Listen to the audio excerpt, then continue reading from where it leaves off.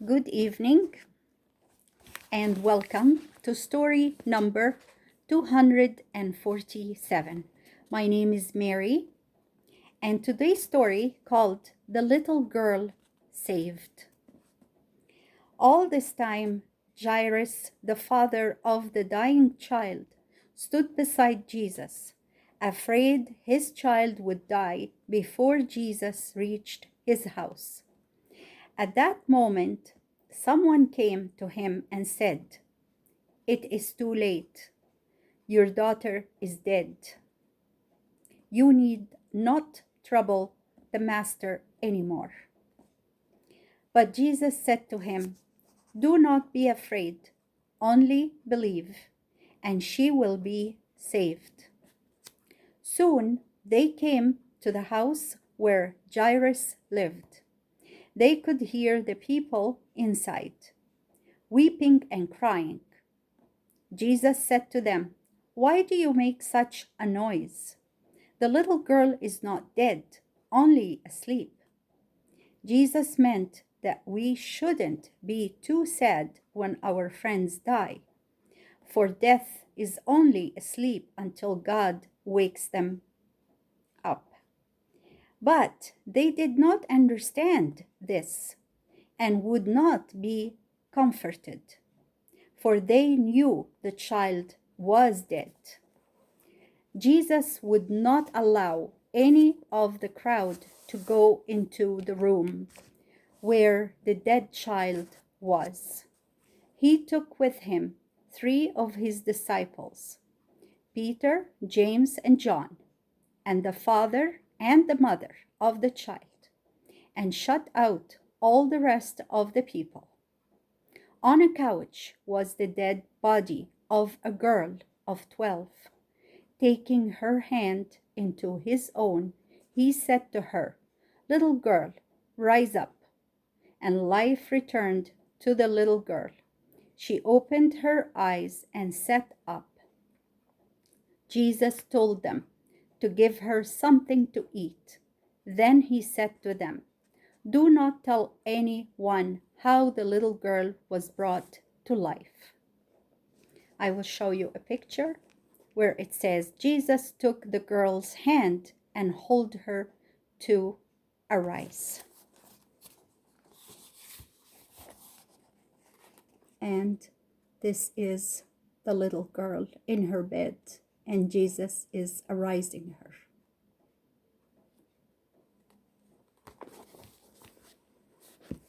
Already the crowds following him were so great that he could not teach the people in the city. If it became known that he could raise the dead to life, the throng and press of the multitudes would be greater.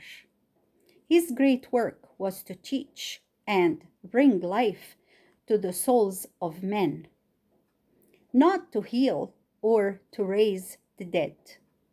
He went out once more among the villages of Galilee, teaching in the synagogues and healing the sick people who were brought to him.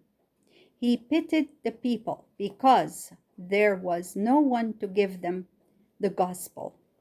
They were like sheep wandering and lost without a shepherd. He said to his disciples, "The harvest truly is great, but the workers to gather the harvest are few. Pray to the Lord of the harvest that he may send out reapers into these fields." After this, Jesus sent out his 12 disciples to different places to preach in his name to the people. He sent them out in pairs so they could help each other, and he gave them power to heal the sick and to cast out evil spirits from men. He said to them, "Go to the lost sheep of the house of Israel, and as you go, preach, saying, 'The kingdom of heaven is at hand.' Heal the sick, cleanse the lepers, raise the dead, cast out the evil spirit. Freely you have received, freely give. Do not take any money with you. Wherever you go, ask for some good man and stay at his house. And if any people will not listen to your words, when you go out of that house or city, shake off the dust from your sandals as a sign, and God will judge that house or city. He that hears you hears me, and he that hears me hears him who sent me.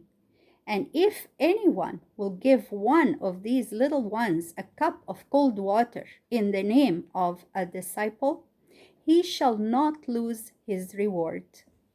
The 12 disciples went out in pairs as Jesus had commanded them, and preached in all the cities of Galilee, telling people to stop sinning and turn to God. And that was the word of the Lord. Now we come to our discussion questions.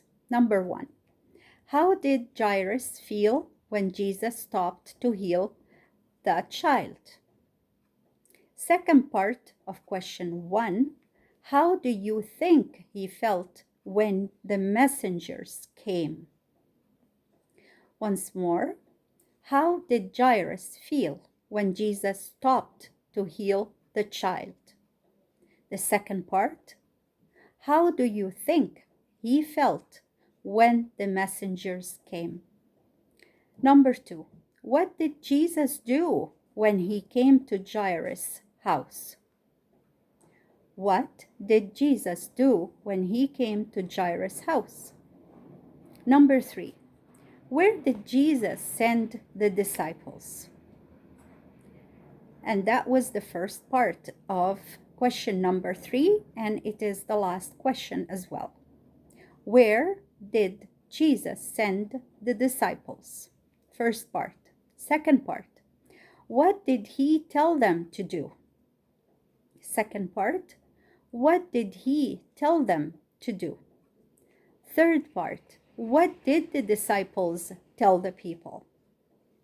What did the disciples tell the people? And that was the end of our day number 247. Thank you for being with me once again. May God bless us all. Till next time. Bye for now.